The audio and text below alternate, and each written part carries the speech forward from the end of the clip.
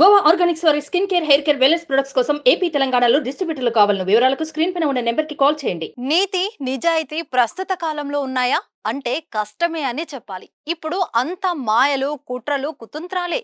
కానీ ఎక్కడో ఓ 10 మందిలో ఒకరిద్దరు నిజాయితీ పరులు ఉంటారు. అప్పుడప్పుడు కొన్ని సంఘటనలు వారిలో నిజాయితీని బయటపెడతాయి. తాజాగా జైలు శిక్ష అనుభవిస్తున్న ఓ ఖైదీ తన నిజాయితీ నిరూపించుకున్నాడు. అసలు అతడు ఏం చేశాడో చూసేయండి.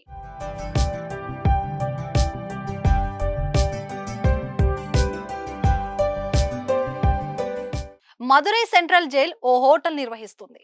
అక్కడ ఖైదీలు పనిచేస్తుంటారు. ఈ హోటల్లో అల్పాహారం కోసం ఏపీకి చెందిన వెటర్నరీ డాక్టర్ శ్రీనివాస్, అతని భార్య శ్రీ గంగాలు కుటుంబంతో కలిసి వెళ్లారు. హోటల్లో అల్పాహారం తిని అక్కడ నుంచి వెళ్లిపోయారు.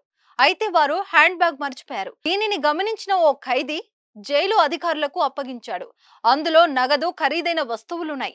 అనంతరం దర్యాప్తు చేసి మదురై పరిధి జైలు శాఖ DIG Palani, central jail superintendent Satish Kumar వారికి బ్యాగ్ని ఇచ్చారు. పోయిన బ్యాగ్ను అప్పగించిన పోలీసులకు శ్రీనివాస్ దంపతులు ధన్యవాదాలు తెలిపారు.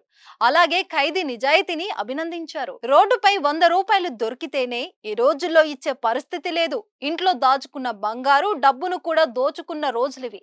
అందులోనూ ఓ నేరగాడు కంట డబ్బులున్న బ్యాగు కనబడితే మర్చిపోవాల్సిందే. ఇలాంటి రోజుల్లో నగలు, డబ్బుతో దొరికిన బ్యాగును ఖైదీ అప్పగించడంపై ప్రశంసలు వ్యక్తమవుతున్నాయి. మీరు కూడా కామెంట్ రూపంలో ఆ ఖైదీకి అభినందనలు తెలియజేయండి.